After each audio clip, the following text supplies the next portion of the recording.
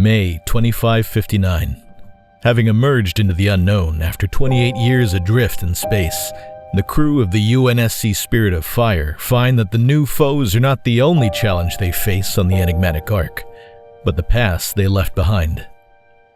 Historians note, Halo Fireside takes place on May 21st, 2559, shortly following the events of the UNSC Spirit of Fire's crew successfully denying the banished control of Installation 09 and the subsequent events of Operation Spearbreaker.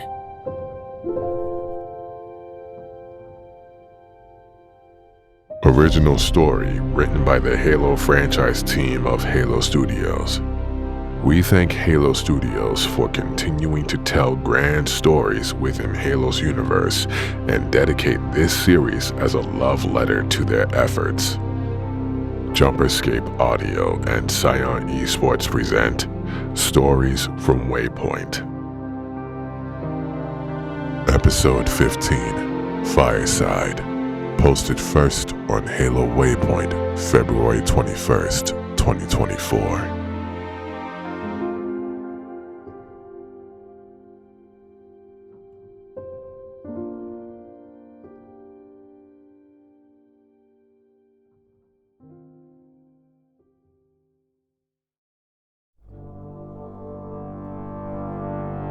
I've been thinking about hope lately. It is a word that the crew uses often, and I have been struggling to understand this intangible concept. As an artificial intelligence built for logistics, my role is to process the vast amounts of data that go into the effort to efficiently construct and maintain infrastructure. But the parameters of my role have been expanded. I now must account for the odds of survival this crew has against an enemy that outnumbers and, in many ways, technologically outclasses them. Despite this, they remain steadfast in their belief that they will prevail. During the crew's downtime, I have been recording data on this phenomenon to analyze and understand how I might materially factor it into my calculations. Ensign Mary said, "It's a weapon. Same one we used against the Coveys. Hope is what you get when our collective stubbornness is put into action." Dr. Sanmore said, "There's an old myth about a jar that contained all the evils in creation which were unleashed upon the world. But the jar was closed shut before hope could escape. Some have said that this was a punishment from the gods, but I've always believed that the lesson to take from it is that hope lies within us." When I asked Spartan 091, he simply said, "Remember the enduring conviction?" I remembered my research team looking at the Ark with awe and wonder as they awakened each day to find new forests grown over barren terrain, telling jokes with one another, swapping stories about their experiences of the Covenant War. I remembered their screams when the Banished came. My old family.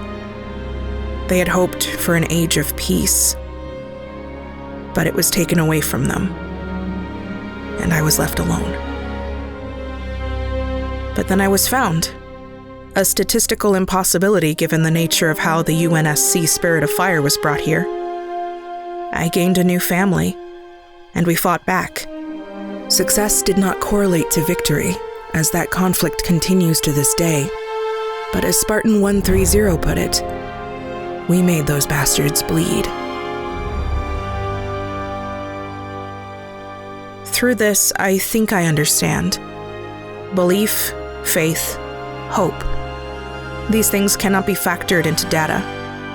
I project probabilities based on a range of given variables, but the lower the odds of a successful outcome, the more determined humans become to defy them. When the world seems broken beyond repair, when the prison bars of helplessness and fear loom large, or the threat of overwhelming odds makes it impossible to look to the horizon and believe that something better beyond today can be achieved, humans invoke the name of hope. The captain hopes that Professor Anders will come back. The military personnel hope that they will win this war. Others hope they will one day return to the places they once called home. And now I cannot help but wonder, what do the banished hope for?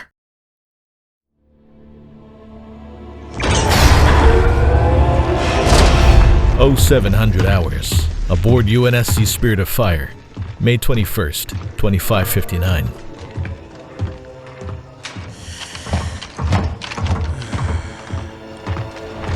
A new day dawned for the crew of the UNSC Spirit of Fire as the light from the installation's artificial sun shone through the narrow viewports of the ship.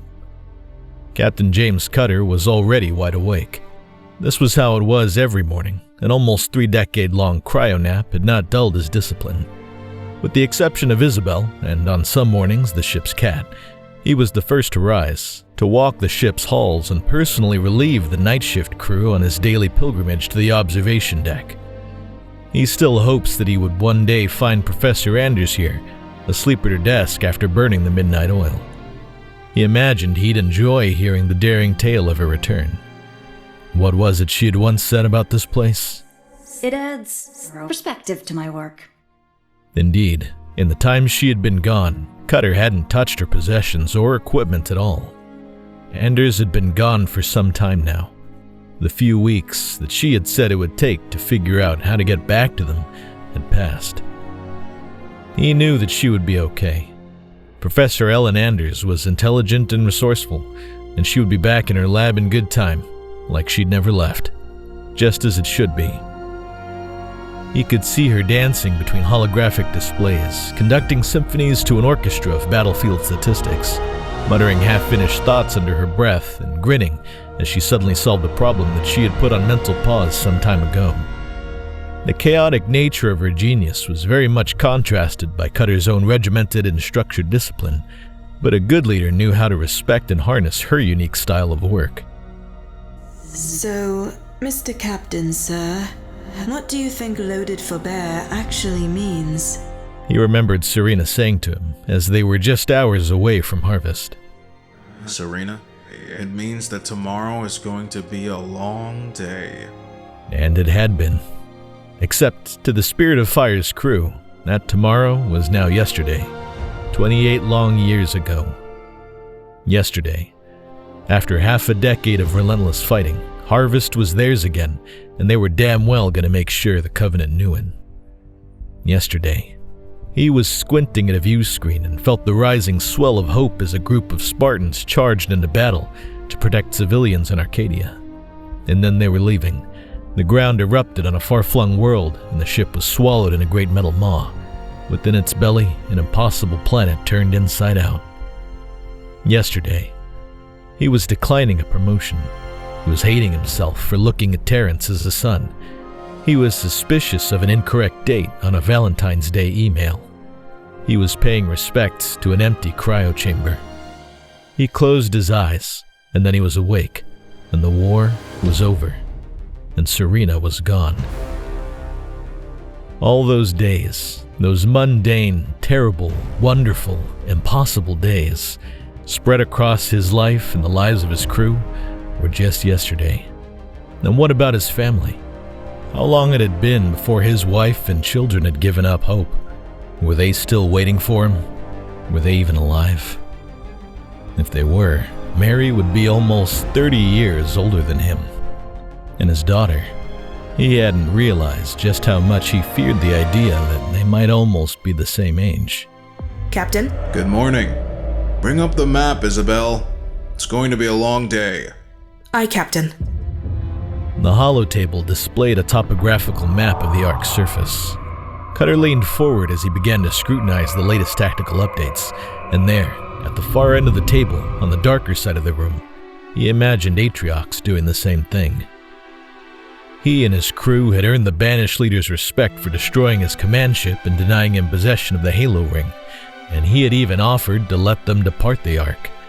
It came with some measure of irony that this boon was offered by Atriox without him knowing that the Spirit of Fire couldn't have departed even if Cutter had wanted to, owing to their lack of a slipspace drive.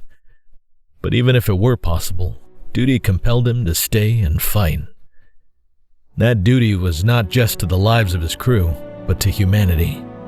It may be that nobody back home would ever know of the sacrifices made to keep them safe, and this crew would never be honored with medals or recognition. Perhaps one day, even hope might fail them. But until that day came, they would fight to ensure humanity had a tomorrow. Perspective indeed. AV-14s peel off. Keep to the site perimeter. Recon only unless fired upon. Aye, aye, ma'am. 1300 hours. Installation 00. Approaching site Ricochet. May 21st, 2559. What had been designated Site Ricochet had recently become a point of interest for banished salvage crews owing to the notable concentration of Covenant vessels that were scattered across the arid landscape. As Kinsano took up a prone position on the rocky ground and crawled up to the cliff edge, she saw vast hulks of old cruisers broken up into multiple pieces that were in the process of being buried under the sand. It was impossible to ascertain exactly how many had met their end in this place. Targets identified.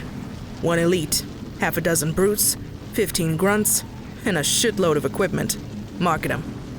Kinsano continued tracking the movements of the banished forces over the next few minutes. They were already setting up power extractors and harvesters in the area, scouting the old wrecks for scrap. Their reconnaissance mission would help determine just how much of an interest the Banish had in this site, before determining whether it warranted the resource expenditure of an assault for either acquisition or denial. She had never been one to back down from a fight, and the Banished had offered plenty over the months since they'd arrived at the Ark.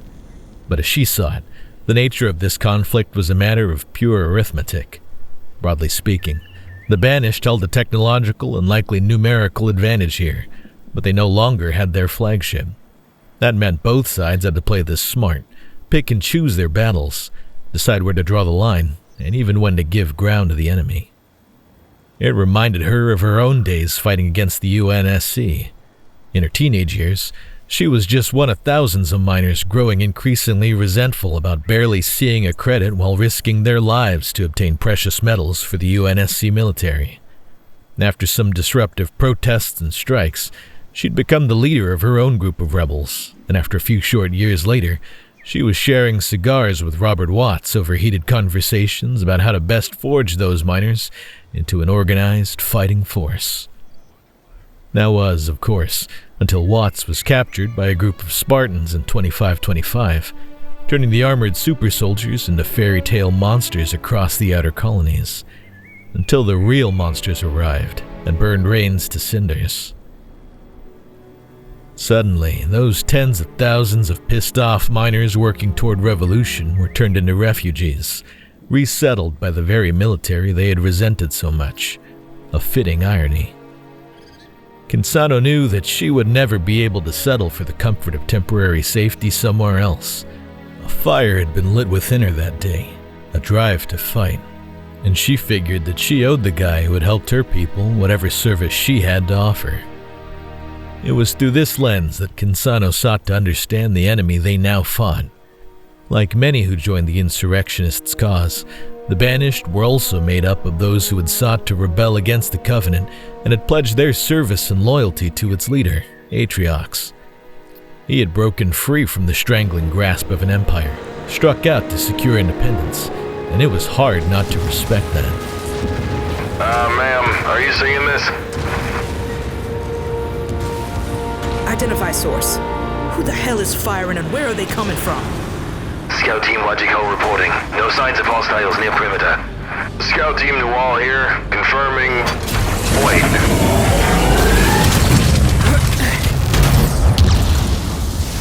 Kinsano to Spirit of Fire. Go ahead, Lieutenant Colonel. What's the word down there? Site Ricochet is a no-go for both Banished and UNSC. Uploading HUD camera footage now. Flag is hostile. Understood. Return to Echo Base. We've got new intel coming in on Fort Jordan that I want actioned ASAP. Yes, sir. Scout teams regroup on me. We've got a long drive ahead of us.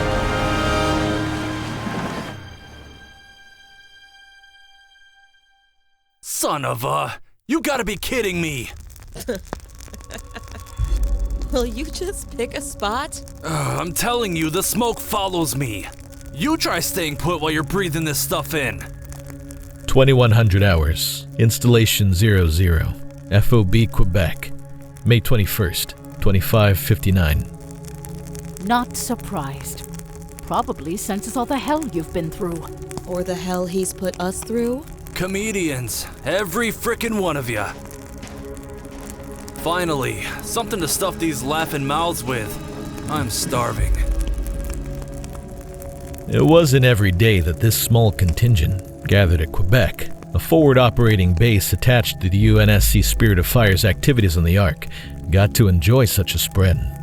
Most of the soldiers that sat around the fire were members of Sunray 11, a hardened squad of orbital drop shock troopers fresh off another successful mission. Alongside Major Vaughn, Corporal Turpin, and Petty Officer Gruss, Sunray was rounded out by Warrant Officer Alannah Quinn and Lance Corporal Devon Sparks. The ODSTs were joined by a handful of other Marines who had helped in some way with the logistics of the operation.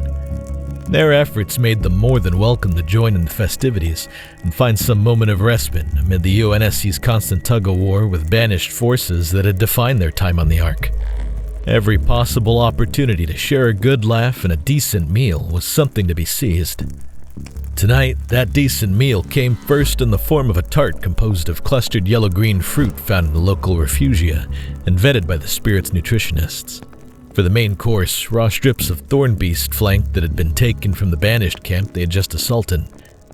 Varga had cleaned the meat, seasoned it, and coiled it over long skewers to be cooked over this evening's campfire.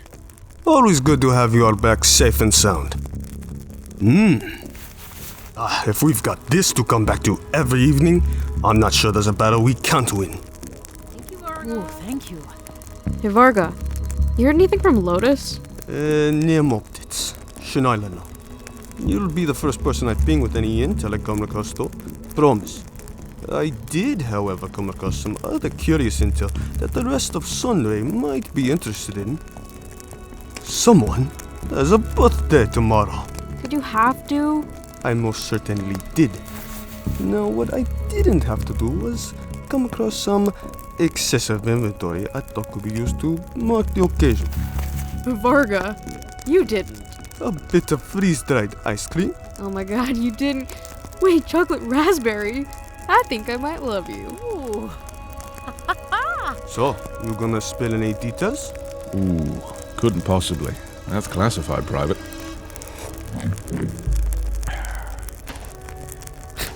Classified my rusty butt plate. I'd have to agree. Out here, ice cream comes with its own level of security clearance as far as I'm concerned. Oh, you should have seen it. Big, hairy bastard turns around and he doesn't even think to... Okay, look, at least have the decency to start the story from the beginning, huh? Fine. So, 300 years ago, Sparky's parents fell in love and had a baby boy. What? You said start at the beginning.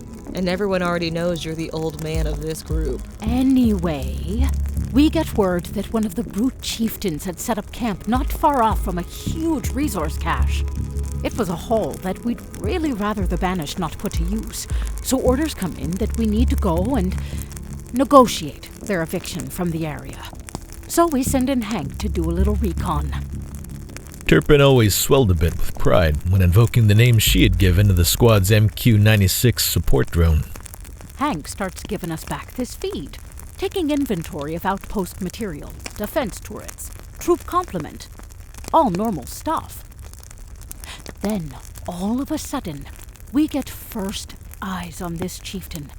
This massive, fat-fingered cresthead with a snotty nose and yellowing teeth. Tusks? Whatever. Anyway, big boy is at least 12 feet tall, and I'm telling you... Look, can you at least get the data right? He was at least 15 feet. There he is.